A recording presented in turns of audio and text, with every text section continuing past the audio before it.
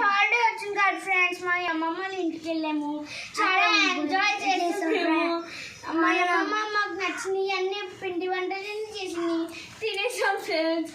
చాలా enjoying super ఉన్నాయి friends.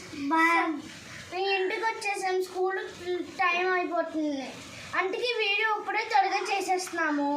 ఇప్పుడే చూడండి, ఇప్పుడు క్లైమేట్ చూపించిపోతున్నాము, చూడండి.